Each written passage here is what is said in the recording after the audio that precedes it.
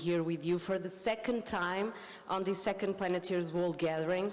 And guess what? Talking about one of my passions, the ocean. So this next forum of this morning will discuss its protection and preservation, as well as planning and prevention strategies regarding pollution and resource exploitation, looking for solutions for biodiversity loss, habitat degradation, and regeneration. So I have with me in the stage our first keynote speaker of this morning, the CEO of Sea Shepherd Global, Captain Cornelissen. Thank you so much. It's great to be with you here again. Thank you. So we want to hear you. Thank you very much. I'm going to stand, if you don't mind, because I feel kind of silly sitting in a chair while you're on. Wonderful. Thank you very much for coming, even though we had transportation and communication issues. I'm glad that you were able to make it anyway. I'll talk a little bit about Sea Shepherd.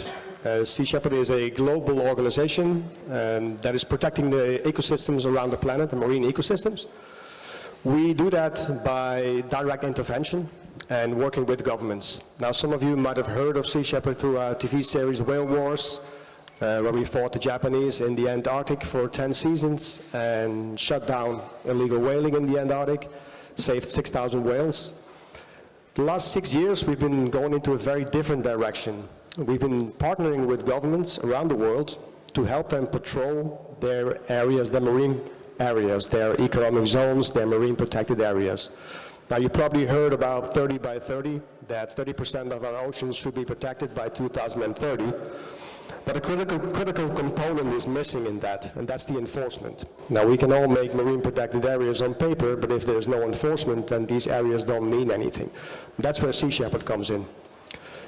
It should be the task of the governments of the world, of the navies, of the Coast Guard, but as it is at the moment, it is solely dependent on organizations like Sea Shepherd. In fact, we're the only organization that is doing this. So what do? We have currently 8 government partnerships in Africa with 8 countries. We've been doing this for the last 6 years. We're currently working on our 9th and 10th partnership. And these partnerships are set up to provide the local law enforcement in countries that do have the personnel but don't have the assets. They don't have ships assets. They often don't have the funds. So we provide a vessel, we pay for the crew, we pay for the fuel, and we take the government officials, can be Coast Guard, Navy, park rangers, fishery inspectors, we take them out into their own waters, and they then board, inspect, and if needed, arrest fishing vessels that are fishing in their areas illegally. Now, so far, in the last 6 years, we were able to assist our government partners with the arrest of 80 fishing vessels. So that's 80 vessels that are either shut down completely or have been given massive fines. And I'll talk about a few of them. The first one I want to talk about is the Labico 2. The Labico 2 was arrested about 4 years ago in Liberian waters. And the vessel actually had a permit to fish for tuna in Liberian waters using long lines. So when you see a vessel like that on AIS, on satellite images, you think the vessel is there for a reason, they have a permit. Nothing is wrong. But upon inspection, we encountered that they were in fact not using long lines, but deep sea gill nets. And they in fact were not targeting tuna, they were targeting sharks. And they were taking the liver of these sharks, extracting the oil from it, and turning it into shark liver oil. Now this vessel alone was killing approximately 500,000 sharks every single year. So the arrest of this vessel 4 years ago, you can do the math, saved 2 million sharks. Now 2 million sharks in the Liberian waters would have basically meant the complete annihilation of deep sea sharks in Liberian waters. So that arrest was crucial for the protection of sharks. And there's been many more vessels that we arrested. We just arrested a vessel in Namibia, the first arrest in 17 years. The vessel had shark fins on board. And upon inspection, it also turned out that people on board were actually being treated horribly by the senior officers on board, and the vessel was actually charged with human trafficking. So not only are we shutting down illegal fishing, we're also helping to address the issue of the way people are treated on board fishing vessels. Now, if you look at fishing vessels and you look at fish, people want to buy fish, they want to pay for the same price. So the fishing industries are looking at ways to lower the price of the fish. Now, how can you do that? You can't save money on fuel. Fuel is getting more and more expensive. We also noticed that. You can't save money on the vessel because the cost of the vessel is there and you have to pay for it. So what can you save money on is labor. So often on these fishing vessels, you see that people are treated under the most horrible conditions. They don't have access to fresh water. They don't have sanitary provisions. And very often they are treated as modern-day slaves, you could say. So what we're seeing on board the vessels that we inspect is a lot of this. So not only are we addressing illegal fishing, we're also addressing human trafficking and the way living conditions on board fishing vessels. The fishing in Liberia, since we started doing this, when we started 6 years ago, you can see that the fish actually was disappearing from the area. Local fishermen that go out in a dugout canoe and catching a few fish for their families, for their village, they were telling us that they were unable to catch fish. There was nothing left because the industrial fishing vessels would come in at night, run over their nets, run over their canoe, endangering the lives of the fishermen, destroying their livelihood, and the fish was disappearing. So after we started patrolling, all the industrial fishing vessels started leaving the area. They're now, in fact, if you look at AIS, you can see they're going about 200 miles around Liberian waters to completely avoid detection. And now the fishermen are saying that the fish for the first time in a long time are coming back. So they're now able to catch fish again. They don't have to buy the fish from the fishing companies that stole it from them in the first place. They don't have to buy it back. They can actually catch their own fish again. So we're providing food security for the poorest people on the planet who have been robbed by the richest companies in the world. Now, unfortunately, a lot of these companies come from Europe. Now, we've seen quite a few fishing vessels from Spain. We've also seen a lot of fishing vessels from Asia, China, pretty much from all around the world. And why is that? Because in these marine protected areas, there are still fish. Because marine protected areas, they do work. If there's enforcement, you can see the fish come back. And that's why it's so crucially important for us to continue these campaigns, to make sure that we stay in these areas and let the fish recover from the enormous amount of industrial fishing that we're seeing worldwide. Now, ideally, I would tell everybody to go vegan, to go plant-based and stop eating fish altogether, but we know that's a utopia and we're not there yet. So what we are focusing on as Sea Shepherd is illegal fishing, illegal, unreported, unregulated fishing. 15 to 40% of all fishing worldwide comes from illegal, unregulated, and unreported fishing. If we can shut down illegal IUU fishing in these areas, if we can get the fish to recover and we get 30% of the ocean protected, then we will see that those areas will then repopulate other areas of the ocean. And that way we can restore the balance in the ocean. And that's why it's so crucially important for us to keep doing these campaigns in Africa. But we're also active in other parts of the world. In the Mediterranean Sea, for instance, we have 3 government partnerships. We're partnering with the Italian Coast Guard, doing a number of campaigns. In fact, this summer we went into an area near Tuscany. The first time we did this campaign, we knew there was a lot of illegal octopus traps. We set out on the campaign to find out how many there were and how many we could confiscate. And within a time frame of about 2 weeks, we took out 7,600 octopus traps. 7,600. When we set out for the campaign, we thought there would be a few thousand. Tens of thousands of octopus were saved in that campaign. And it also put a spotlight on the enormous amount of illegal fishing for octopus that was happening in that area. And next year, of course, we'll go back. And as I tell our Italian director always, I don't take less. You always have to do better next year. So their bar was pretty high. Next year they have to confiscate at least 8,000. Another campaign we've been doing, we've been taking out fish aggregation devices near the Aeolian Islands, and I just heard yesterday that we broke last year's record. So every year you see that everything is getting better. The more and more we give attention to this, the more of these illegal devices we take out of the ocean. It is good because we're very successful. It's also bad because it means there's more and more and more of these. So we really have to step up our efforts. Another country that we're active in is Greece. We just started the campaign in the Alonissus National Park this year. It's the biggest marine park in the Mediterranean Sea. And together with Sea Shepherd Greece, a very small of our vessels, the Enaleia is active there, and they've detected a number of illegal fishing vessels inside the Alonissus National Park, and in fact we've made our first arrests in the Mediterranean Sea in Alonissus National Park. So the success is tremendous. The third country, I cannot say yet. We're going to be announcing it on the Sea Shepherd Global website shortly. We have a third partnership that's coming up, and we're also protecting in marine protected areas, looking for illegal activity, and I heard yesterday that we detected our first 2 illegal fishing vessels in that area. Now that's great. If you look at the successes of Sea Shepherd, you see that we're successful everywhere. We're arresting, we're detecting, we're putting our finger on the illegal fishing, but it also shows that illegal fishing is rampant. There is so much illegal fishing going on. The destruction of habitats is tremendous, and we really need to continue stepping it up. I really hope that by our campaigns we inspire governments, coast guards, and navies around the world to actually do something about the issue of illegal fishing. Good example is the US Navy just 2 weeks ago boarded and inspected the Chinese distant water fishing fleet off the Galapagos Islands, looking for illegal activity. We documented this Chinese distant water fishing fleet a year ago off the Galapagos Islands. There was about 500 fishing vessels there, squid jiggers as we call them, vessels that are putting their spotlights in the water, taking squids out of the water at a rapid pace. We detected a number of irregularities with this fleet. So because of our campaign, because we had so much media attention, we are now seeing that the US Navy is doing something about it. So we can only hope that in other areas you see a similar reaction, that by us putting the spotlight on these situations and making the few arrests that we make, because let's face it, 80 arrests in 6 years sounds great for us, but it's just a drop on a sizzling plate.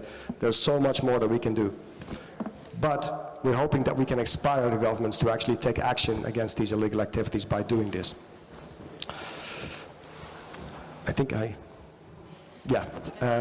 I'll stop it at that.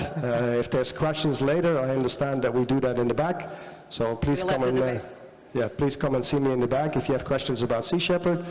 If you want to join the ships, that's definitely possible. We have about 10 ships worldwide. If you're a marine engineer here tonight, I will sign you up and you can be on the ship tomorrow. But anybody else, always welcome to join us. And so thank you very much.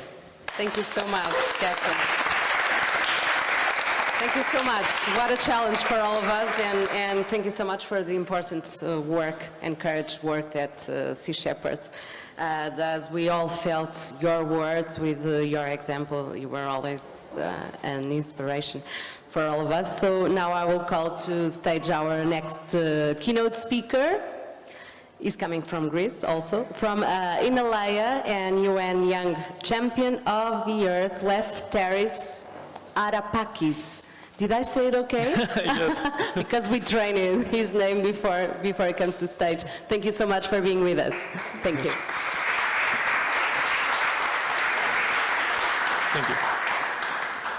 Yes, I think I have already that one here. So I don't want a double mic. But yeah, thank you very much, especially for pronouncing my name right. I know it must be all Greek to you, so apologies for that.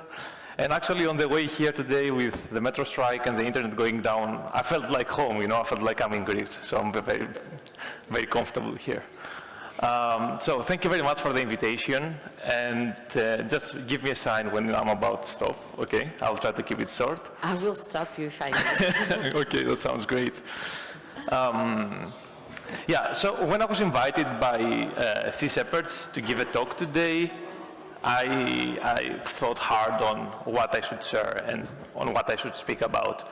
So most of you are marine experts, you are working in the seas and the ocean, so there's no use for me saying facts that you already know.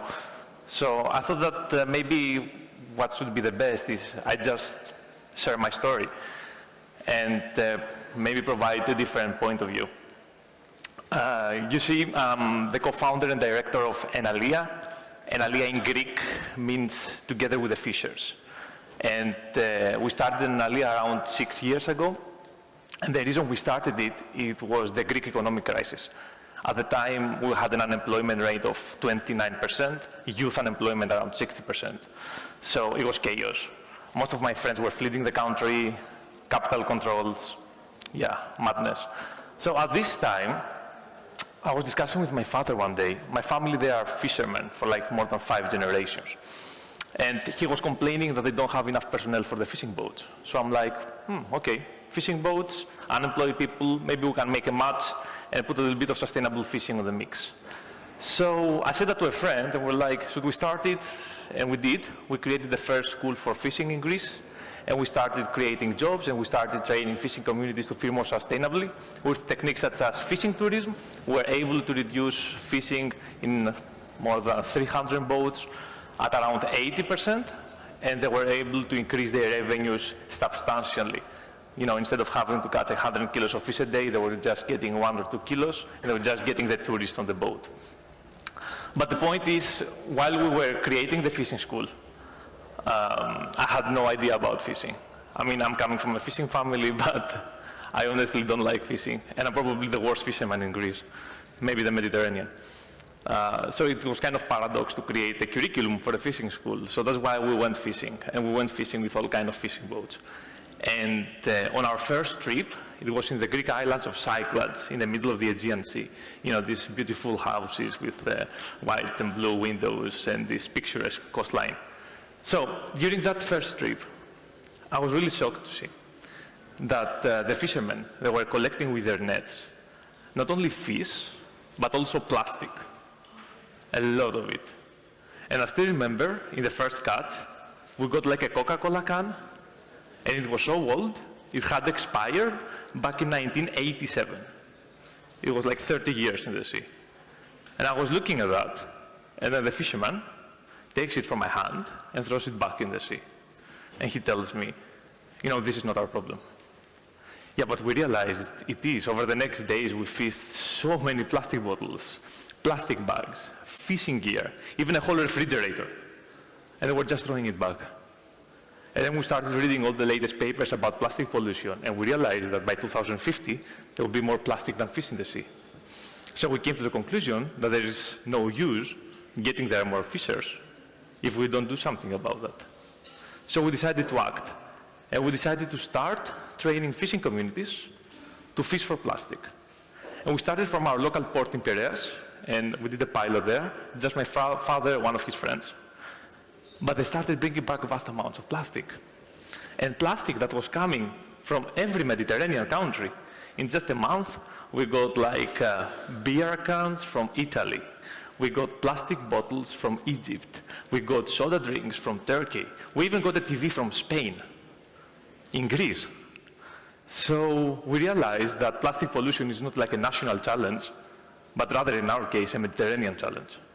So we created a project called the Mediterranean Cleanup, and through that project, the last 3 years, we're training fishing communities in the Mediterranean Sea to fish for plastic.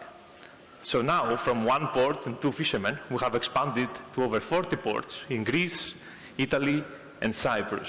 We are working with more than 1,500 fishers who are fishing for plastic every day. Currently, we are fishing around 5,000 kilos of plastic from the sea every week. To give you a size, it's like filling up this whole room with plastic every week. So this is how much we are currently collecting from the sea. Plastic in forms and quantities you've never seen before. And surprisingly enough, maybe not to you, the most common plastic waste we find is not plastic straws or plastic bottles, is fishing gear. Nets, ropes, nylon, you name it. It's around 20% of what we collect. So another realization was that plastic cleanup, even at that scale, is not treating the problem, it's just treating the symptoms. So we need to go a step ahead. We need to stop the plastic from entering the sea. We need to prevent it from coming there in the first place. So what we decided to do is we start working with the fishing communities, and we collect their fishing gear before entering the sea. And there were areas where there were like fishing gear everywhere, these small fishing villages in Greece. I remember one, it was like in western Greece. There were fishing nets in the olive trees, in the street, in the port, in the cars, because no waste management company in Greece, Italy, or every country we are working is accepting fishing nets. So most of them, and the local municipalities, they don't want to pay the landfill cost. So, the unofficial guideline was make it disappear. So that's maybe one of the reasons we'll find so many fishing nets in the seas. So we are now collecting all this fishing gear, we are preventing it from entering the sea. And what are we doing with all of that plastic? That was hard to answer. But after a lot of experimentation and a lot of discussion and a lot of times of me piling up in mountains of plastic in recycling factories, we were able to create partnerships with certified recycling companies. So now, in every port that we're operating, we have a container or a press container, and the fishing communities, they are putting the plastic there. Usually we have a personnel or a volunteer that is helping them, weighting the plastic on the spot, and putting it on a blockchain application to track the plastic later. So once the plastic is entered in the container, it goes to a sorting facility when the container is full. And after the sorting, we found some recycling and upcycling companies. So currently, more than 70% of this plastic is turned into new products. Specifically, the plastic bottles we are collecting from the sea, we are sending them to Equalf in Madrid, and they turn them into jackets and t-shirts. Fishing nets, depending on the kinds, we are working with various companies around Europe. We are working with plastics, aquafil, but also small startups that are able to turn this material into building blocks, furniture, you name it, that has a lifespan of at least 50 years. And the rest of the plastic, we found a company in Greece, in Athens, that is able to turn it into pellets, little balls of plastic that can be melted and create new sustainable products. So in that way, we turn something from a waste into a resource. For our efforts in the Mediterranean, a couple of years ago, we got the award of Young Champion of the Earth. So this is the highest environmental honor the UN gives to people under 30. And a few months later, they gave me the title of Ambassador for the Mediterranean Coast. So with the UN guidance and know-how, we started to realize that we are not doing rocket science, you know. Every fisherman in the world that is using nets is collecting plastic. And every fisherman that is using nets is part of the problem. How can we make them part of the solution? So we decided to think a little bit out of the box, out of the Mediterranean, and we decided to start operations in Kenya. In Kenya, why? Because in Nairobi, they are the headquarters of United Nations Environment Program. We are working directly with them, so they can network us with trusted partners. Big coastline, a lot of plastic, and surprisingly enough, very advanced recycling facilities. So for us, it was the perfect space to do a pilot. And we did, 1.5 years ago. We started training fishing communities there, and they have much smaller boats, even than the Greek ones. So they cannot fish passively for plastic. So I asked them, if we paid you more to fish for plastic than to go for fish, would you do that? And they said yes. So we started doing that, and they started getting these little canoes and go to a remote part of the coastline or reefs and collecting all the plastic from there. So we started paying them for that, and it worked. We started collecting thousands of kilos of plastic in a span of a few weeks. And now we're able to connect them with companies, mainly from the States, that want to invest in a cleanup as a service model, which means clean up as much plastic from the ocean as possible. So we're able now to scale our project in Kenya and create the biggest ocean plastic cleanup in East Africa. So I just came back from Kenya yesterday, so I'm still feeling a little bit weird. I had also food poisoning. And it's exciting to see that this simple model is working. You know, if you provide the fishing communities with an alternative, they will take it. Most of the fishers, they are aware that they are living from the ocean, they love the ocean, but at the same time, they want to have a livelihood for their families. So the point is how you can make a mind shift change. Now I'll give you an example. Regarding the plastic, they didn't care. So I am in this fishing village in North Greece, and I'm speaking with the leader of the fishermen, and he's like, you know, I'll do it because I care for the sea, but nobody else here is going to fish for plastic. I'm like, okay, just focus on what you'll do, I'll focus on the rest. I had this conversation 180 times in a span of 2 weeks. And then they started the fishing season. And on the first night, all of them brought plastic. And they filled the whole port with plastic. And they started just looking at that. And they were like, oh my God, were we leaving this plastic in the sea every day all these years? So this guy now became a really fanatic activist. And they are recruiting also more fishing communities to join this project. What I'm trying to say is that fishermen can turn and be part of the problem, part of the solution. And to do that, we need to have a mindset change. We need to reinvent, actually, our business models and start thinking win-win. We need to create win-win partnerships between human societies and nature, because in that way, we can create long-term positive impact. So, I hope I didn't bore you very much with my presentation. I'm very excited to be here. I'm open to any kind of questions later. And hopefully events like that, people like you, all together, we can have sustainable oceans, plastic-free seas. Because honestly, this environmental crisis involves all of us. We are all in this together. And another thing I like to say in the presentations is that the Earth is going to survive climate change. The oceans are going to survive plastic there and overfishing. They are going to do that. But we, as a human society, as humankind, we are not going to make it. So we need to start thinking ourselves in harmony with nature. How we can coexist, how we can have this win-win mindset. So as Enaleia, we're trying to put a little bit of that here. So thank you very much.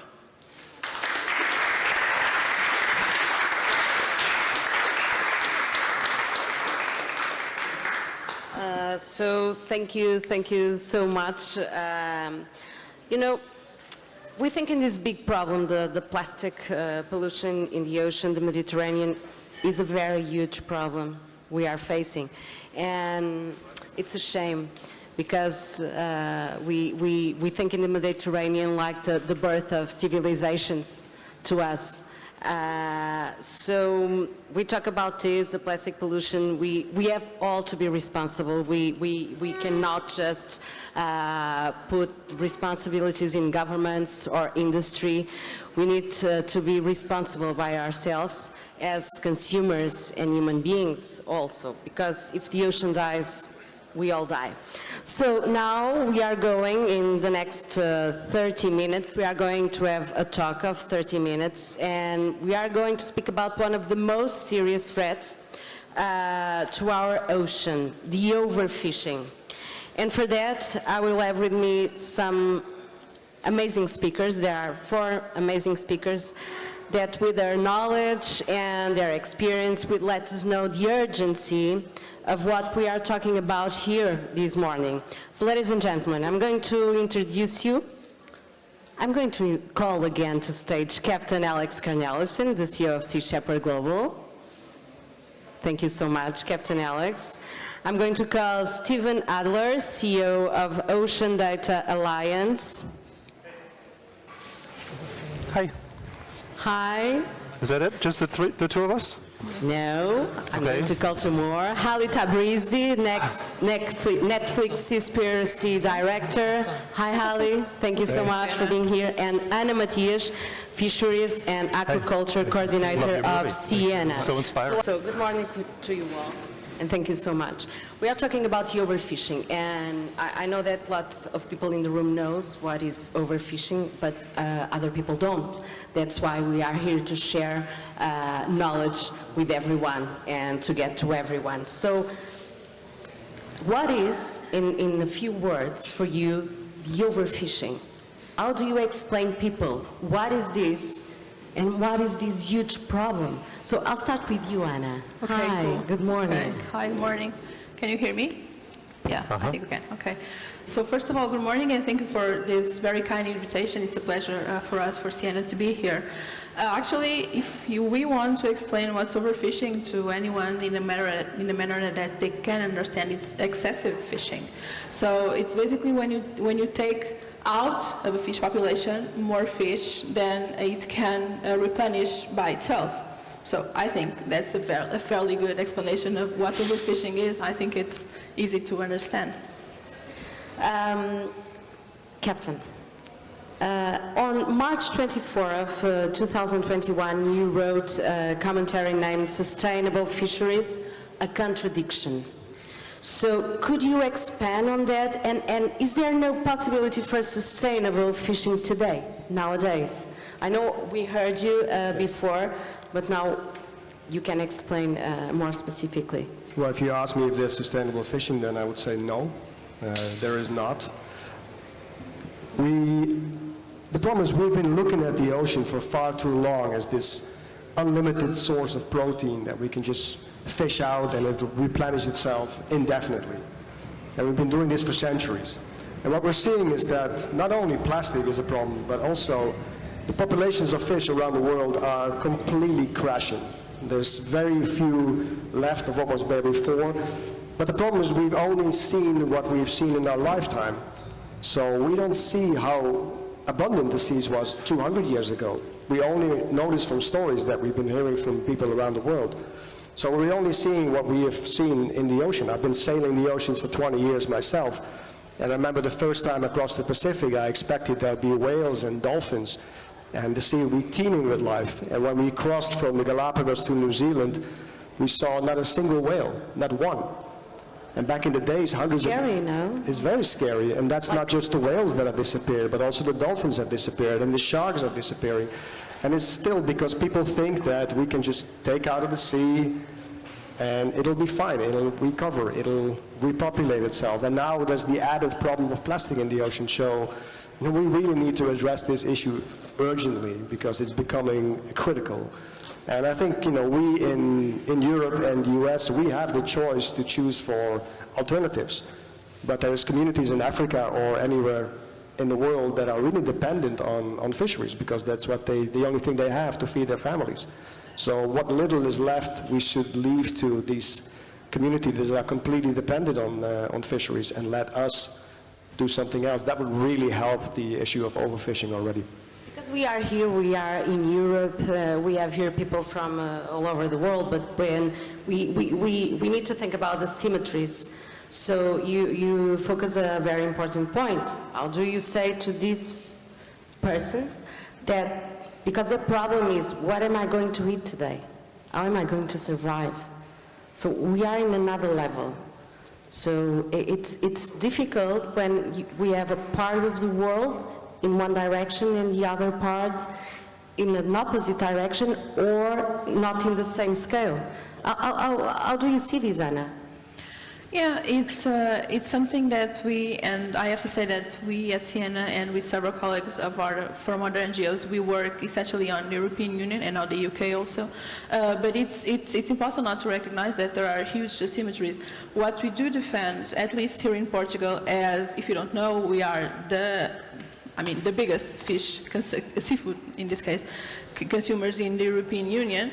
We consume 3 times more than the average of the European Union. So one thing that we do say, and trust me, this is not easy to say in Portugal, is that people probably should eat less fish. If they can do that, depending on their context, obviously, and, of other, I don't know, there are so many things involved when you talk about eating less fish, or maybe not no fish at all, but it's difficult, and I think that it's something that we are starting to discuss here.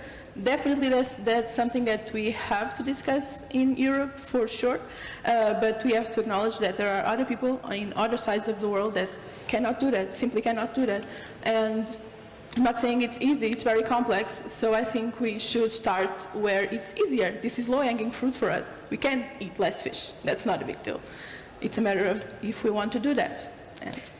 Ali, we heard Hannah. It was one of your key messages in your documentary and the work you do about the need that we have to stop eating fish or eat less fish. What can we as the average person, all of us, can do to help? So after about 4.5 years of producing Seaspiracy and it having such a huge impact, we really identified 3 areas where we can have the most impact as people. Some relate to us as individuals, some relate to us in terms of how we can influence governments to take action. And it came down to this message of stop, defund, protect. Stop coming down to, we need to stop eating fish. It's a wildlife product. We don't think of that when we consume fish. When we eat other animals, which I'm also not in agreement with, at least there's a farming process, you can replenish those populations. When we eat seafood, it's wildlife. So drawing back on that as much as we can. For some people it might be 100% overnight, for some people it might be a few times a week less. Those are good moves in the right direction. We need to defund the fishing industry from a governmental level. So around $35 billion is being used by governments, taxpayer money, to prop up the fishing industry, for bigger ships, for more fishing permits, to go out there for longer and catch more fish. It doesn't make any sense that we'd be doing this. We should be directing at least even a portion of that money to replenishing the ocean, to enforcing what's coming next, which is we need to protect. We need to create these highly effective marine protected areas, not just on paper, but something that actually means we need to protect the oceans from fishing. There's actually a number of marine protected areas that don't actually protect from fishing. They protect from jet skiing on the water or kayaking on the water. That doesn't make any sense. So we need to also have these highly effective marine protected areas with actual enforcement. Stephen, the ocean is a shared global resource. We all talk about it. What is the best way today to ensure that the laws that are protecting our oceans are indeed applied, in your opinion? So I want to address some of the comments that the other panelists made before I get to that point. First, fishing is completely unprofitable as an industry without government support. It can't exist. All of us, I mean, since 2000, it's been government policy around the world to make agriculture, food production, cheap. They subsidize production. It used to be that they asked farmers not to plant things to keep the price high for farmers to make a decent living. Now they decide instead that it's a better anti-poverty measure to subsidize agriculture and fishing to make food prices cheap. Well, cheap food prices mean that we consume more. We consume a lot more. That's why we waste 20 to 30% of all the food that we actually produce. Because it's so cheap, we don't care about wasting it. And that's a problem in the world. That's one. Two, seafood, we have a crisis in seafood today because we have 7.5 billion people on the planet. Since World War II, we've invented really great ways of industrial fishing, of taking fish out of the ocean. But think about it, fishing is the only agricultural food industry that isn't required to replenish its own stock. If you have a cattle farm, you replenish your stock when you slaughter cows. When you have a pig farm, you replenish your stock. You breed pigs to fishing. They're not required to breed fish to cull fish from the ocean. So we have a finite supply and we're running out. Since World War II, 90% of all fish stocks are gone. 90%. What we have in the ocean today is 10% of what we had in 1945. We're probably the last generation that will eat live, fresh-caught fish. The last. Now, we in the room, I take the point, we could stop eating fishing because we're the group of people that are already converted to the idea that we know this. But are we really going to get 7.5 billion people around the world to change their behavior and eat less fish? I don't think so. Sorry. The only solution we have a supply and demand problem. We don't have enough fish. We have a lot of people. We can't get rid of the people. That's not palatable. So what are we going to do? We need more fish. We need more aquaculture. We need more lab-grown fish. And we need to restock our natural resources of fish. Around the world, we use hatcheries to stock streams for sports fishermen. Why aren't we creating hatcheries to restock the ocean? I know it sounds crazy, but it's what we do in the world to restock natural streams, rivers, and ponds. Why don't we restock the ocean? Because that's our ultimate problem. We have a lot of mouths to feed. We're not going to change human behavior. I personally think the only solution is we need more fish. And we can't deny it anymore because the facts that you present here is true. They are true, are facts. So what is failing? It's awareness also. It's education. What is the main problem? We've had monetary policy that's made things cheap for 10 years. That's ending. That party's over. Things are going to get expensive. That's one. Two, we humans, we tend to react when things get to a crisis level, and then we make our decisions to do things differently. And we're just about at the crisis. It's just that a lot of people in the world don't know it yet. It's up to us. It's up to movies like Ali made. It's up to the mass media. It's up to journalists. We have to tell the story that we're out of time. We need to change our behavior. But and the time was yesterday. And what is the impact of the overfishing? We are talking mostly of the overfishing on local communities around the world, because in Sciaena you have many experiences and many examples you can give to us. Yeah, so there are obvious impacts. I mean, you have loss of employment, obviously, because people that do rely on that activity have it less, I guess. If you have the industrial fleet going there and fishing all the fish that you could fish for yourselves and for your community and for your family, you have so loss of employment, obviously. You also have a problem of food security, again, obviously, so you have a food crisis, and I wish I could be as optimistic as Stephen, saying that we can grow fish in aquaculture. Not all fish can be grown in aquaculture. That there are some technical and logistical, I would say, difficulties that makes it pretty much impossible for several species. So yes, I think we have to rethink how we consume not only fish, if I may, but we have to rethink how we consume. And probably, since we were the ones causing this problem, I think it's only fair that we are also the ones taking the lead to solve it. And if we have to eat less fish, then be it. And I know this is sensible. I know that this is difficult, but as for your question again, Katerina, I think that also the obvious effects that happen from having a degrading ecosystem. If you live in a community that depends on tourism or that depends on, I don't know, any other kind of activity that doesn't really consist on taking fish out of the ocean, you will have a problem, because that has a downgrade, like a cascading effect on the food web and on all of the ecosystems. So there are very obvious impacts. Some are more direct, some are more indirect. But ultimately, even if you don't eat fish, you don't live near the ocean, you don't care about the ocean, you will be impacted by the loss of biodiversity and fish in the ocean. So I think it impacts all of us. It's just a matter of scale. Holly, you felt this on your skin, and it took a lot of courage to do what you did, and we are going to talk about it later in the afternoon panel. But what do you say that would you say that we face a lack of oversight related to fishing industry today, with the fishing fleets being not or barely monitored? Absolutely. Yeah, this is one of those problems that is out of sight, out of mind. Everyone in the conservation space, when it comes to the fishing industry, says the same thing. It's the other side of the horizon. We don't see what's going on. It's impossible to really wrap your head around it. We have to rely on Sea Shepherd for a lot of footage, because they're the only ones really out there who are actually witnessing it, going on board these vessels. And it's like the Wild West. It's a frontier without any real regulation. And that's why it's becoming inextricably linked with the global crimes trade, with drugs trafficking and guns trafficking. Something like $80 billion worth of heroin and cocaine is moved around the world through these small fishing vessels, who now aren't making any profit from the fishing industry. And so they're now, you're having these big vessels coming into areas like West Africa, depleting all the fish. Those local populations have no jobs left, and then they find themselves going into all kinds of avenues. And oftentimes they are paid in drugs, which then they sell to the local communities, which ravish those communities. You've seen this with the Somalia pirate issue. Somalian pirates used to be small-scale fishermen, and their fish was basically stolen from them. So it tumbles down. And so I don't think it could, I could probably spend 20 years making Seaspiracy again and still won't get to the bottom of it. I think, Alex, you've been doing this for 20 years, something like that?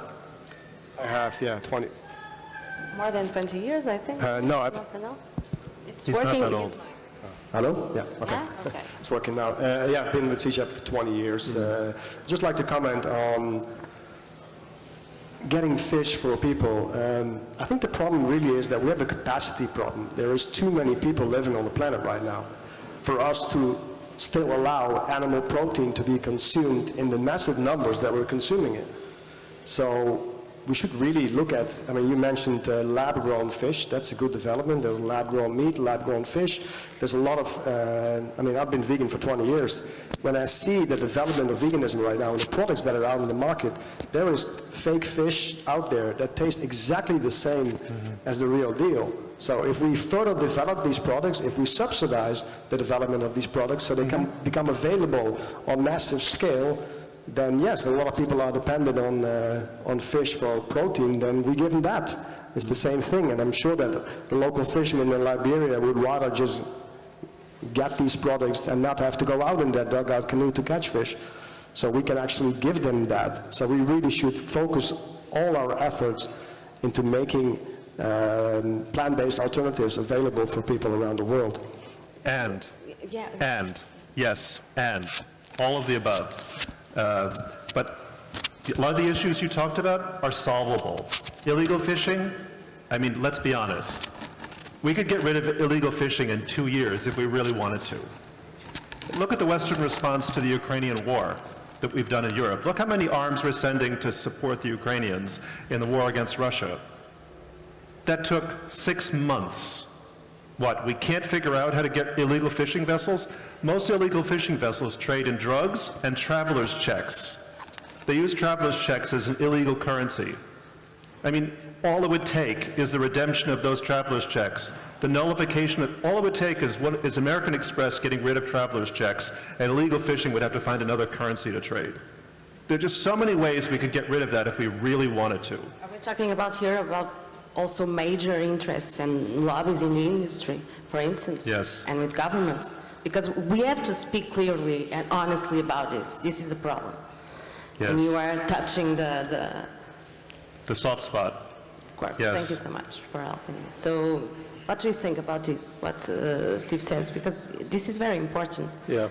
I mean, 2 years is an ambitious one if we'd focused our efforts. I think if we really did focus efforts on illegal fishing, you'd still find it hard. You'd switch to cryptocurrencies, or the problem is that these boats, they don't have their beepers on. Sometimes it's impossible to track. Then you have to use satellite imagery to try and detect the lights on the sea to try and determine if it's a fishing vessel or not. It's incredibly, incredibly difficult. But we all do need to focus more on it. To bring it back to the first point you raised, like what is overfishing? It's a threshold, which I believe we passed a long time ago. So I don't even use the word overfishing anymore, I just use the word fishing. There are areas in the world where people do depend on it, West Africa, certain areas of Indonesia, South America, some places that don't have any other option. But I think overall, I would like to see, I'm perhaps more optimistic that people can shift their diet choices around. And honestly, I believe there is a huge area of leverage there. There's a big lever that we can pull on that front. And I think if just Europe alone slowly divested its subsidies, I don't know how many $1 billion there is just coming from Europe, and slowly invested it into alternative protein sources, people would switch without even noticing it. It's not even going to be like this big, we're going to save the world thing. It's just slowly we'll just shift to different types of food, and it'll be great, and slowly we'll have a healthier sea. You want to say something, Steve? Yeah, but only 20% of all the estimate of illegal fishing, of IUU fishing, is 20 to 30% of all fish caught in the ocean. So 70 to 80% of all fish caught in the ocean is from legal fishing, Exactly. right? From nations that, as you point out, subsidize their fishing with fuel. And many of those countries that subsidize their fishing for fuel, they also subsidize. The fuel is also provided to legal fishing vessels. They subsidize their fishing with research grants. The European Union buys the boats for fishermen, so they don't have to pay for their own boats. They buy concessions in other countries so that they can fish there.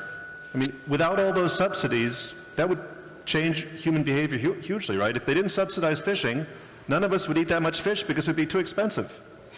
It would be like eating a steak of a tiger or something, because these are wild animals, and it's incredibly expensive to catch them. Shabu beef or something. Right. It would be like Right. hand-massaged fish. It would be so expensive you couldn't afford it. What do you think about this, Captain?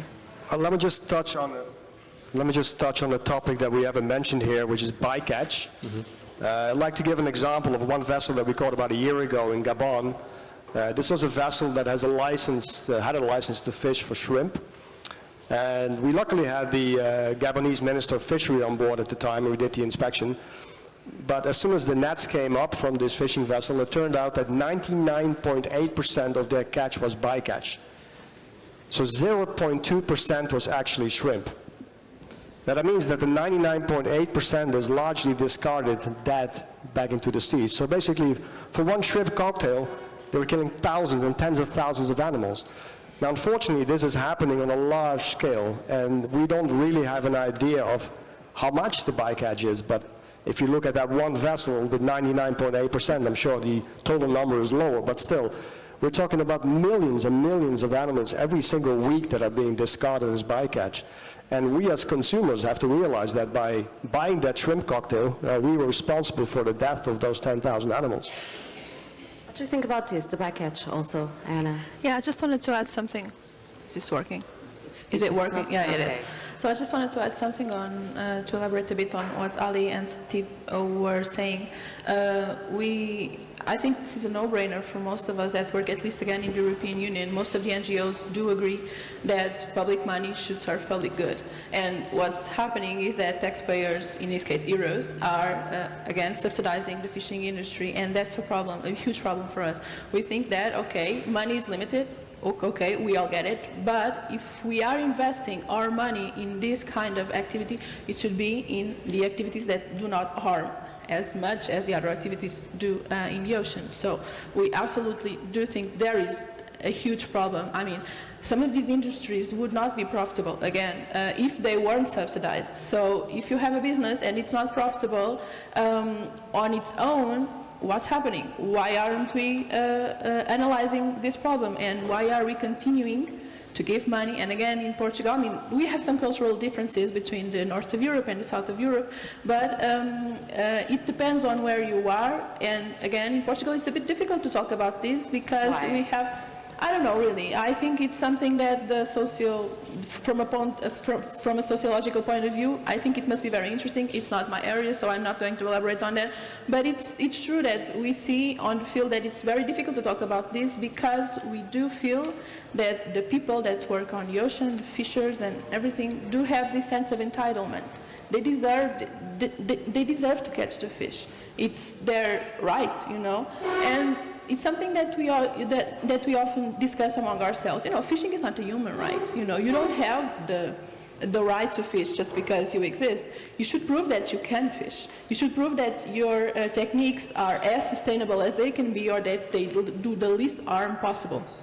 So this is very complex, and I'm not trying to make this more simple than it is, but absolutely we have a problem of overfunding and over-subsidizing some sectors of the fishing industry, and it's a waste of money, to be honest, and it should be applied in other types of activities, for sure.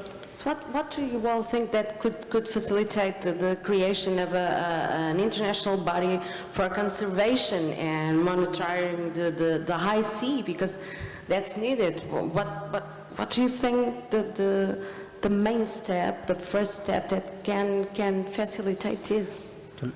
In the UK, their lobster collapsed. The lobster population collapsed. So in response to the collapse, they set up a lobster hatchery in the north of the UK, where they hatch lobster eggs in the lab. They grow lobsters until they get to a certain point at which they're sustainable, and then they release them in the wild. And in the last 4 years, the lobster population has been rebuilt because they're created this hatchery.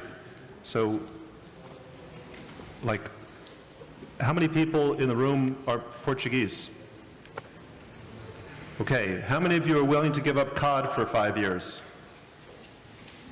Well, that's a very good audience. This is not, that was about, this that was about is 60%. not representative. Congratulations. I look forward to auditing your cod purchases.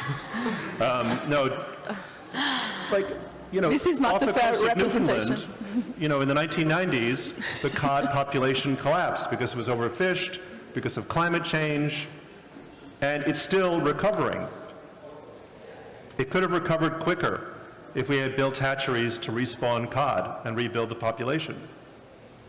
So, I think it's just a shifting of financial resources from subsidizing overfishing among nations that subsidize fishing to subsidizing fishing production. I think if you're in a fishing boat, you should be just as concerned about the population of the fish, and you should be replenishing what you take, just like a farmer would. If you're a fishing fleet, you should be replenishing what you take. You put us thinking, and we are on our last 3-4 minutes, so you gave us this strong message, What message can you give, and do you want to give to all the people that are with us here today? Because you were saying, okay, this is not representative because they are from Sciaena, no? I know, but they are, because before we are deciders or we belong to some sectors, we are human beings. So this is a personal choice. Yeah. So it's representative, and I appreciate that, and I thank you so much. So what do you can say what can you say in 1 minute to the people that is hearing us? I know we are almost Portuguese, but this is a global meeting, so we can get to everyone. Yeah, so I would say that, first of all, if you have the chance and if it makes sense for your personal choices, try to eat less fish. I can see that a lot of us here are Portuguese, so you know how much fish you're eating, and I know how much fish all of us are eating. So if you can, try to eat it a bit less, of course. Again, I think it's very important that we educate ourselves and to understand where the products that we are consuming, again, not only about fishing, but still, it's very important to understand where these products are coming from, how they are caught or how they are produced. So I think it's very important to be informed and to look for this information. Luckily, we live in a place where this information has to be displayed. If it's not displayed, you don't buy it. I think that's a fair thing to ask. And then, I mean, I work for an NGO, and we absolutely believe in the power of the people, you know. And I think it's very important that we associate ourselves with people that think more or less what we think. Again, it's important to know other people, but then if you can merge your strengths with other strengths and with other people that are motivated to do the same that you are, I think it can be very inspiring, and I absolutely believe that all of us need a bit of inspiration during these days and with everything that's happening. So if you can, look for NGOs or associations that, you know, that think the same way you think, and you'll feel inspired and you can inspire other people. So I would say that's my take on this. Holly. I think I'll be repeating myself, but I think that it comes down to those three messages I said earlier: stop, defund, protect. So if we can put a focus on changing some personal things that we do every day, that's going to be great. But also seeing what political power we have, asking our politicians to put this at the focus of their decision making when it comes to the ocean. And we also need to focus not only on the defunding aspect, but on protecting the ocean. But generally, it just comes down to making more conscious and loving decisions every day. I think if we did that, I think we'd get a lot right in the long term. Steve. Yeah, I would like to see startup incubators and accelerators focusing on developing hatcheries for releasing wild-caught fish with tagging, so that when they're caught, some revenue model can be generated. I'd like to see the Portuguese government step forward and subsidize hatcheries to replenish the fish that Portugal has taken out of the ocean for the last, 80, 90 years. I'd like to see a private sector initiative to replenish the ocean with a profit model so that it's sustainable. And last but not least, Captain. I invite everybody to watch our videos or to even come on board our vessels and to see with your own eyes the animal suffering that we see every single time we arrest a vessel. Not only the animal suffering, but also the living conditions of the fishermen that are being used to catch the fish that is being directed to the European market. I think it all comes down to us objectifying the ocean. You know, we talk about seafood, not sea life. We don't see it as life in the ocean. We see it as a source of food. And we talk in metric tons. We talk about harvest like it's corn. You know, the objectification of the ocean is what detaches ourselves as humans from the marine creatures. And I think it's really important. You know, we're living in harmony on this planet with other creatures.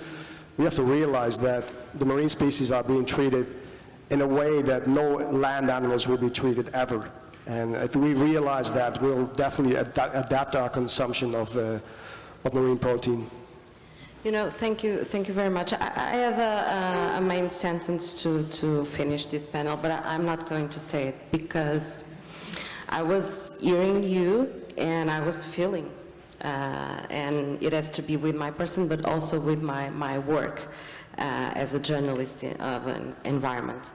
And one day, when I did a documentary about plastics in the ocean and pollution in the ocean, people said to me and asked me, "Oh, Katerina, did you need to show that shocking images of animals dying and showing an ocean that is so far away from the Disney kids that the kids see, the Disney of